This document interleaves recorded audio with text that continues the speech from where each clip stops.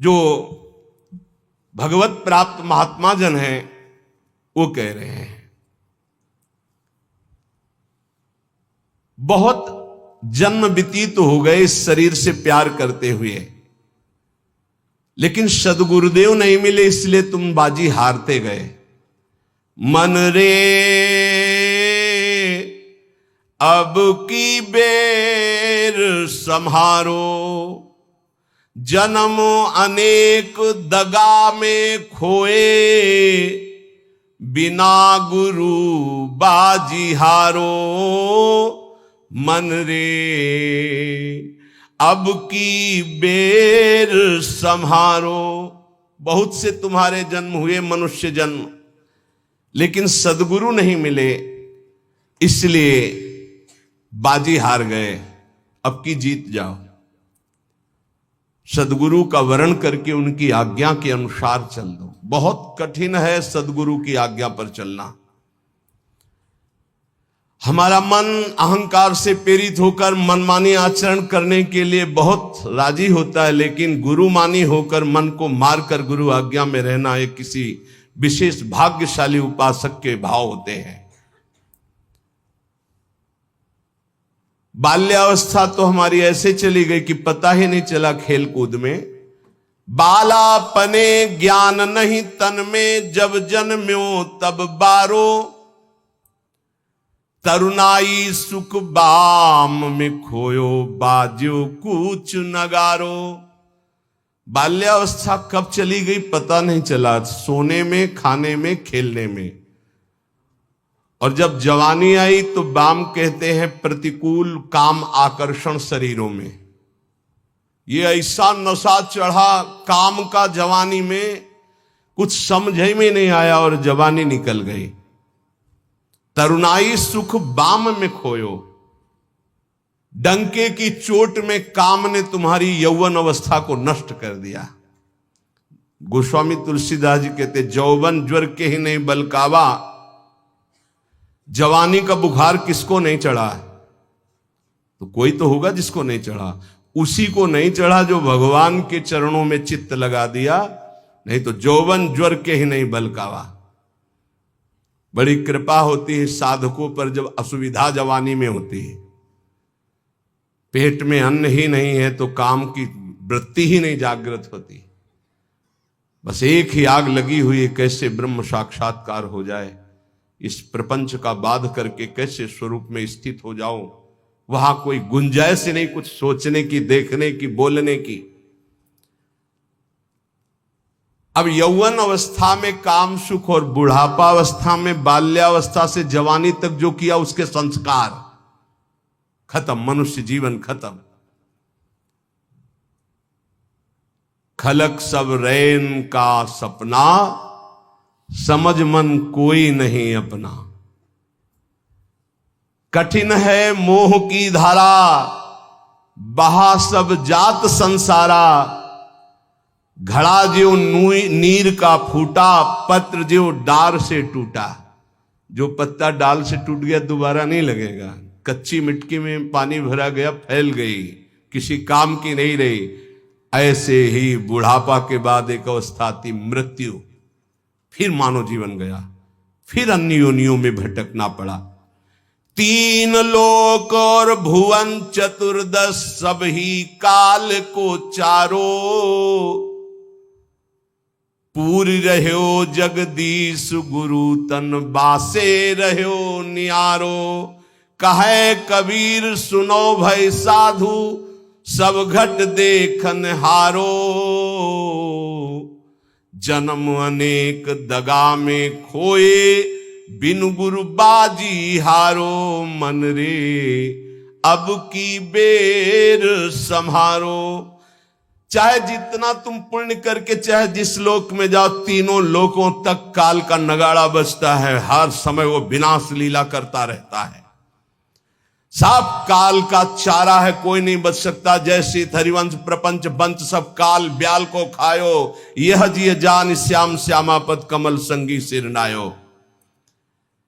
गुरुदेव ने जिसको स्वीकार किया और जगदीश का ज्ञान प्रदान कर दिया, कबीर साहब कहते हैं भाई सुनो, वही विजय प्राप्त कर लिया जो घट घट में सबको आराध्य देव माना। हर घट में हमारा आराध्य देव विराजमान है, वो जीवन मुक्त हो गया। इस शरीर का धारण करना मानव देह का यही सफलता है। नाम जप करते हुए सब में भगवत भाव करके अपने आप का उद्धार कर ले। समझो रे भाई, समझो रे, अरे हिया नहीं रहना, करना अंत पयाना। जाना है भाई, जाना है, मरना है भाई, मरना है, आज नहीं तो कल मरना है। गंदे विषय सेवन करके नहीं, भगवान नाम जप करके, अच्छे आचरण करके, भगवत प्राप्ति करके मरना है। यदि हम इस मनुष्य शरीर से भगवत प्राप्ति नहीं कर पाए तो हमारे दुख का अंत नहीं होने वाला। प्रेम भक्ति की रीति समझ कर हित सो राम रिझावे, गोविंद के कौतुक गुण लीलाता को ध्यान लगावे। सेवा सुमिरन बंदन अर्चन नौधा सो चित लावे, अब की अवसर भलो बनो है बहुरी दाव कब पावे। भजन प्रताप उतरे भव सागर उर आनंद बढ़ावे, साधुन की संगति को साबुन लेकर ममता मैल बहावे। हे भाई, बिना प्रेम भक्ति के भगवान की प्राप्ति कठिन है। गोविंद के चरणारविंद का आश्रय लेकर नाम जप करते हुए जो लीला गाते हैं, अर्चन बंदन करते हैं, नौधा भक्ति करते हैं, उनके हृदय में प्रेम लक्षणा भक्ति जागृत होती है। ये प्रेम लक्षणा भक्ति साधु संग से आती है। साधु संग रूपी ऐसा साबुन है कि ममता रूपी मैल धुल जाता है, और जहां मन ममता रूपी मैल से रहित हुआ तहां प्रेम प्रकाशित हो जाता है। प्रेम प्रकाशित होने में जो बाधा है, भक्ति करते हुए और साधु संग करते हुए भी यदि प्रेम प्रकाशित नहीं हो रहा तो ये कुछ बाधाएं इसमें वर्णन की गई हैं। ध्यान से सुन लो और इनको कभी करना नहीं तो प्रेम भक्ति जरूर जागृत हो जाएगी। पहला, आहार दोष। ध्यान में बैठा लो या लिखते जाओ। आपको साधु संग मिल गया है, नवधा भक्ति कर रहे हैं, लेकिन प्रेम नहीं प्रकट हो रहा है। जैसे आप वृंदावन धाम वास कर रहे हैं, सत्संग कर रहे हैं, नाम कीर्तन कर रहे हैं, प्रेम नहीं प्रकाशित हो रहा है, तो इन दोषों को देख लो आपके अंदर है क्या। पहला है आहार दोष। आहार दोष बुरी कमाई से जो अन्न आता है वो बुद्धि को भ्रष्ट कर देता है। इसीलिए हम आकाश वृत्ति से जीते हैं। आकाश वृत्ति, हमारे पास वही अन्न आएगा जो श्री जी पास करेंगे। नहीं, हिम्मत नहीं किसी के यहां रख दे। यहां शासन है सहचरियों का। यहां ऐसा नहीं कि कोई पापात्मा आवे और आके गड्डी रख के चला जाए, ऐसी हिम्मत नहीं, उसके कदम नहीं उसके अंदर प्रवेश कर सकते। यहां शासन है, अव्यक्त शासन है। अगर यहां 100 रुपया कोई रखता है तो मेरी लाडली जू से प्रेरित होकर रखेगा, अन्यथा नहीं। इसीलिए 2 प्रकार से हमारा भोजन चलता है। एक तो ब्रजवासियों की टूक मांग के आते हैं, और दूसरा आकाश वृत्ति से जो आता है, बिना मांगे, बिना इशारा किए और बिना किसी प्रकार का सम्मान दिए। ये नहीं कि आप अर्थ देने वाले हो तो आपको एकांत में बुलाकर जयमाला पहनाई जाए कि जय हो आपकी, आपसे बिल्कुल नहीं। और हो सकता है कि आपको कटु वचन सुनने पड़े और फिर आप रखो तो तुम बहादुर नहीं, लेके जाओ। लक्ष्मीपति जिनके सेवक हैं हम उनके सेवक हैं, इसलिए हर अन्न का कण पवित्र होगा यहां का। हमारी स्वामिनी के द्वारा प्रेरित जो आता है वो हृदय से स्वीकार है। इसलिए कहीं भी किसी भी तरह का इशारा, दान पेटी, कोई ये सब नाटक कि भाई यहां इतने भरो, कहीं कोई अगर कोई बाहर कर रहा है तो नौटंकी नाटक करके अर्थ एकत्रित करने वाला वो अपराधी माना जाएगा। इस पूरे राधा केली कुंज के भागवतिक विधान में किसी भी तरह के अर्थ का प्रवेश नहीं है। हम भिक्षुक हैं, हमारा भरण पोषण स्वामिनी से होता है। किसी के हृदय में ऐसे किया, स्वामिनी जी के आगे चढ़ गया, उसी से बिजली का बिल, उसी से उदर पोषण होता है। और ये हम इसलिए नहीं सुना रहे कि तुम चढ़ा देना, हम तो कसम खवाई सत्संग में कि जिनको ये लगता हो कि मेरे द्वारा चलता है, तुम्हें इष्ट की कसम है, यहाँ चवन्नी मत चढ़ाना। हम देखते हैं अपने स्वामी को, तुम्हारे से हमारा नहीं चलता, हम स्वामी से देखते हैं जिनसे अनंत ब्रह्मांड। तुमने सहयोग किया था ब्रह्मांड बनने में क्या? अनंत ब्रह्मांड एक संकल्प में बन गए, उनके हम दास हैं। तो जो अधर्म की कमाई से, अधर्म की कमाई कैसे होती है? जहां हमारा धर्म कहता है कि ये नहीं लेना चाहिए, हम उसे लेते हैं। जहां हमारा धर्म कहता है ये नहीं करना चाहिए, उसे हम करते हैं और फिर वो अर्थ लेते हैं। कई तरह के अधर्म की कमाई होती है। इसको हमने देखा भ्रमण के समय में। जैसे कहा जाता है कि आपका ब्लैक व्हाइट हो जाएगा, ऐसा हमने नहीं कहीं पढ़ा, शास्त्रों में नहीं पढ़ा, संतों से नहीं सुना। धर्म से 10 रुपया कमाओ, 4 रोटी बनाओ, 1 रोटी में 4 टुकड़े कर लो, 3 में तुम पाओ। एक गाय को दे दो, कौआ को दे दो, एक भिक्षुक संत को दे दो, एक ऐसे डाल दो, कोई जीव जंतु खा ले, इसे कहते हैं। वो तुम्हारा धन और पवित्र हो गया। पापाचरण करके आओ, 1 लाख में 10,000 दो, नरक जाओगे, क्योंकि वो 10,000 जो खाएगा उसकी बुद्धि भ्रष्ट हो जाएगी। आहार दोष। जब द्रौपदी जी और महाराज युधिष्ठिर और भगवान श्री कृष्ण भीष्म पितामह को घेरे हुए प्रश्न उत्तर हो रहे हैं, तो बहुत शास्त्र का ज्ञान दे रहे हैं, बहुत हजारों प्रश्नों के उत्तर भीष्म पितामह जी ने दिए। तो जब धर्म का उपदेश कर रहे थे तो कहा, रुको पितामह, ये वही बुद्धि है उसी महापुरुष की जो सभा में बैठा था, मुझे वस्त्रहीन किया जा रहा था, मैं चीख चीख के पूछ रही थी क्या ये धर्म है? उस समय ज्ञान तुम्हारा कहां चला गया था जो आज ज्ञान उपदेश कर रहे हो? तुम मुस्कुराए और कहा, बेटी तुम्हारा प्रश्न धर्मयुक्त है। वो सब बह गया, 6 महीने बाणों की सैया पर वो खून बह गया है। इस समय मैं शुद्ध हूं, जो प्रश्न करोगे ठीक धर्मयुक्त उत्तर होगा। उस समय पापी दुर्योधन का अन्न खाने से मेरी बुद्धि मलिन हो गई थी। उदाहरण दिया कि एक परमहंस जी जंगल में कंदमूल फल खाकर रहते थे। एक दिन राजा की दृष्टि पड़ी, श्रद्धालु था, साष्टांग दंडवत की महाराज महल पधारी और अपने चरणामृत से, चरण रज से महल को पावन करें और प्रसाद पाए। मना कर दिया, हम तो कंदमूल फल खा गए। चला, दूसरी बार फिर आया, तीसरी बार फिर आया। मन में आया चलते, ठीक है। राजा बहुत प्रसन्न हुआ, आदर के साथ ले गया। महारानी ने स्वयं बनाया, महाराज संत भगवान ने पाया, गए। अब जब जंगल में आए तो मन नहीं लगा भजन में। कहां सूखे कंदमूल फल और कहां रसीला वो भोजन राज परिवार का और रानी के हाथ का बना। अब तो अच्छा दृश्य देखने की इच्छा नहीं होती हो, गुलरी पाकर यही फल जंगली। बस अब ये इंतजार था कि राजा आ जाए और निमंत्रण दे दे।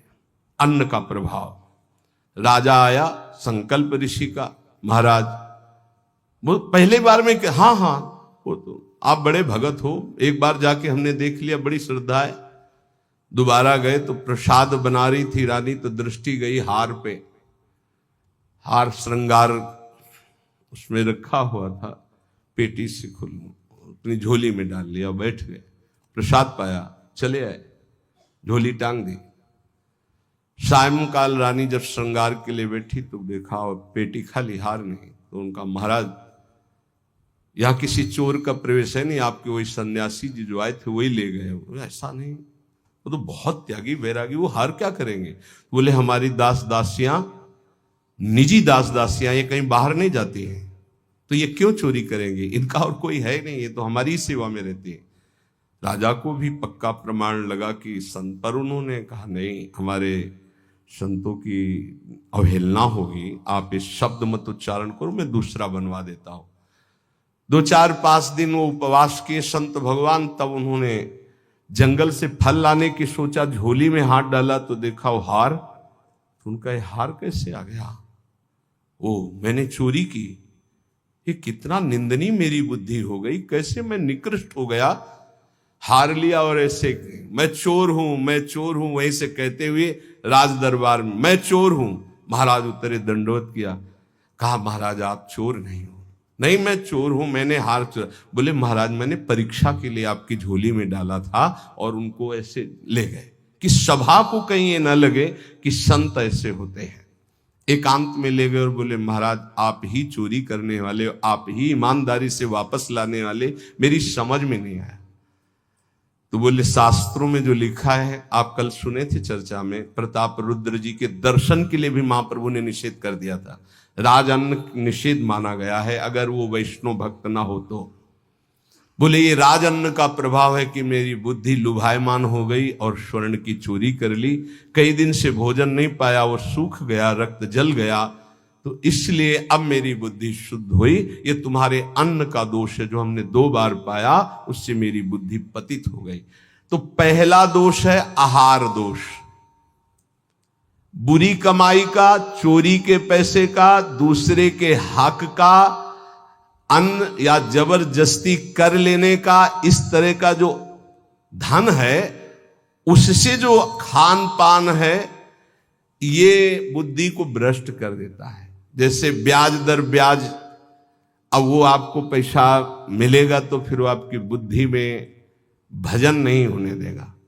संकल्पित अन्न मिलेगा, कभी किसी का ऐसा दिया हुआ साधक को या गृहस्थ बट रहा है हलवा, भूखे मर रहे हो, ऐसे हाथ फैला दिया, तुम गृहस्थ हो, वृंदावन आए हो, एक दिन उपवास कर लो, थोड़ा सा कुछ लेकर पेट में डाल लो जो तुम्हारा धर्म की कमाई का, दूसरे का हलवा मत खाओ। मान लो हमारी बात, सारी बुद्धि नष्ट हो जाती, सुकृत नष्ट हो जाते हैं। आहार दोष पहला, कई बार बताया, इस पर ध्यान दीजिए। सतोगुणी पवित्र अन्न भी यदि मात्रा से अधिक हो गया तो रजोगुण, उस मात्रा से अधिक हो गया तो तमोगुण पैदा कर देगा, अल्प मात्रा में पाइए। दूसरा, शरीर को स्वस्थ रखिए। शरीर को स्वस्थ रखने के लिए, ब्रह्मचर्य पुष्ट रखने के लिए परिश्रम युक्त सेवा अत्यंत आवश्यक है, जिसमें पसीना चुए। ये दिनचर्या आज की नहीं है जो आप देख रहे हो कि 1:30 बजे उठते हैं, तो ये आज की नहीं, ये जीवन की दिनचर्या है।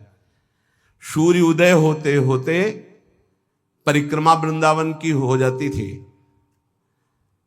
अपनी रात्रि में उठे, 45 मिनट व्यायाम, 48 मिनट प्राणायाम, छड़ी उठाई, पूरे वृंदावन की परिक्रमा एक सांस में। इसके बाद आके श्री जी की मंगला, गुरु जी की सेवा में 9 बजे तक, फिर आके श्रृंगार, फिर गुरु जी की 2:30 बजे रोटी मांग करके एक बार 24 घंटे में, वो भी न सब्जी न दाल। ऐसे थोड़ी भगवत मार्ग की निरंतर भगवदाकार वृत्ति प्राप्त की जाती है। अस्वस्थता ये भी बाधक है, जब तक वृत्ति भगवदाकार ना हो जाए। अगर भगवदाकार वृत्ति है तो कोई फर्क नहीं पड़ेगा। भगवदाकार वृत्ति नहीं है और आपको केवल ऐसे ही नकली वो करके अल्ट्रासाउंड ऐसे और आपको बता दिया जाए कि आपकी किडनी थोड़ा दोष युक्त हो रही है, भजन करके दिखा देना, डिप्रेशन में पहुंचने लगोगे। पक्का समझना, शरीर स्वस्थ, चित्तवृत्ति प्रभु में लगा लोगे। शरीर स्वस्थ है और चित्तवृत्ति भगवदाकार नहीं हुई तो इसी में कराओगे, पक्की बात समझ लो। और एक बार चित्तवृत्ति लग गई तो 2 किडनी की क्या बात, अगर 10-20 होती हो सब फेल हो जाती तो भी कोई फर्क नहीं पड़ता। पक्का मान लीजिए, पक्का मान लीजिए। इसीलिए संसारी पुरुषों को विश्वास नहीं होता कि क्या ऐसा भी हो सकता है, क्या ऐसा होता है। कर्तुम अकर्तुम अन्यथा कर्तुम सर्व समर्था सा ईश्वर। अभी क्या समझे हो तुम? अस्वस्थता से बचिए। प्रत्येक साधक से कहा व्यायाम करो, चाहे साधक हो चाहे साधिका। संयम से चलो। व्यायाम प्राणायाम अत्यंत आवश्यक है। ठीक है, आपकी दिनचर्या ऐसी, तो समय निकालो, ऐसी दिनचर्या में समय निकालो कि आप व्यायाम कर सको, आप प्राणायाम कर सको। मान लो मेरी बात, आहार अल्प पवित्र आहार है, पक्का, इसमें कोई संशय नहीं, गुरु प्रदत्त आहार है। और अल्प आहार तो शतोगुणी बना रहेगा। दूसरा, व्यायाम प्राणायाम प्रत्येक साधक को करना चाहिए। यह महापुरुषों को देखें, अपने गुरुदेव को भी देखा है, क्योंकि आजीवन हमें संयम पूर्वक भजन मार्ग में बढ़ना है। तो ये दोनों बातें जरूर। तीसरा, आलस्य का त्याग। आलस्य, वृंदावन रहते हुए भजन करते हुए भगवत मार्ग में आपके प्रेम क्यों नहीं प्रकट हो रहा? ये सिद्ध महापुरुष के द्वारा बताए हुए। पहला, आहार दोष। दूसरा, शरीर को स्वस्थ रखो, नहीं तो अस्वस्थता में भजन नहीं होता। किनका? साधक का। तीसरा, आलस्य। ये सबसे ज्यादा साधक को परेशान करता है। ये तीन बातें पहले क्यों लिखी गई? अभी और हैं। प्राय साधक को भोजन में स्वाद की बुद्धि रहती है। आलस्य को त्यागिए, नहीं तो प्रेम। काहे को इतना सोते हो? हम तो प्रभु से मनाते थे कि हमें नींद ना आवे, प्रभु मेरी नींद खत्म हो जाए। और आज उसकी कृपा का फल प्राप्त हो रहा है। हाँ, कि नींद नाम की चीज नहीं है यदि और कोई डिस्टर्ब भी नहीं, कोई परेशान भी नहीं है। ये बस अगर आप ठिकाने देखो, नींद को विश्राम जो इंद्रियों को मिलता है नींद में ना, वो संसार का चिंतन छोड़ने से। खास बात समझिए, 6 घंटे संसार का चिंतन छोड़ के बड़ा फ्रेश लगा, और 6 घंटे अगर भगवान के चिंतन में संसार को भूल गए तो कैसा लगेगा, सोचो। चौथा है प्रमाद। प्रमाद माने जो अभी काम करना है वो कल कर लेंगे, कल कर लेंगे ना। करने योग्य काम को आगे के लिए छोड़ देना और ना करने योग्य काम को तत्काल करना, जबकि साधक इसका उल्टा करता है। करने योग्य कार्य को तत्काल करता है, ना करने योग्य कार्य के लिए उपस्थित समय आने पर भी ओर से टाल देता है, कल देखेंगे। उसके ना करने योग्य कार्य को तत्काल करना और करने योग्य कार्य को आगे के लिए टाल देना, इसे प्रमाद कहते हैं। पुरुषार्थहीनता। जैसे कुछ लोग ऐसे कहते हैं कि अरे वो जब आपकी कृपा होगी तो सब हो जाएगा। हाँ, आकाश से उतरेगी कृपा। तुम्हें कह रहे नाम जप करो, समय से वाणी पाठ में जाओ, समय से ऐसे करो, ऐसे, ये कृपा नहीं और क्या? तुमको जो उपदेश कर रहे हैं कृपा नहीं तो और क्या? भगवान गीता में उपदेश कर रहे हैं, शास्त्रों में उपदेश कर रहे हैं, ढूंढ ढूंढ करके हर बात तुम्हारे कान तक पहुंचा रहे हैं प्रभु, ये तुम पर कृपा नहीं है? अब तुम आलस्य करो, प्रमाद करो। बहुत समझ में नहीं आता कि साधक क्या लक्ष्य लेकर के चलता है। पुरुषार्थहीनता है तो प्रेम प्राप्त नहीं होगा। पुरुषार्थ युक्त रहो, एक क्षण भी बर्बाद मत करो, कबहू काल वृथा नहीं जाए, इस पर ध्यान दीजिए। समय बर्बाद मत कीजिए, 1 मिनट आपका बहुत कीमती है। फिर 6वां, अश्रद्धा। श्रद्धा किसे कहते हैं? गुरु और शास्त्र के वाक्य को यथावत बिना विचार किए पालन करना, उसे श्रद्धा कहते हैं। इसके बिना सिद्धावस्था नहीं होती, इसके बिना परम शांति नहीं मिलती। श्रद्धावान लभते ज्ञानम तत्परा संहितेन्द्रिया ज्ञानम लब्ध्वा परम शांति मचिरेणादि गच्छति। श्रद्धावान ही ज्ञान को प्राप्त होता है, ज्ञानी ही अपनी इंद्रियों को संयम में रखता है, इंद्रियों को संयम में रखने वाला ही परम ज्ञान परम शांति को प्राप्त होता है। प्रथम हृदय श्रद्धा जो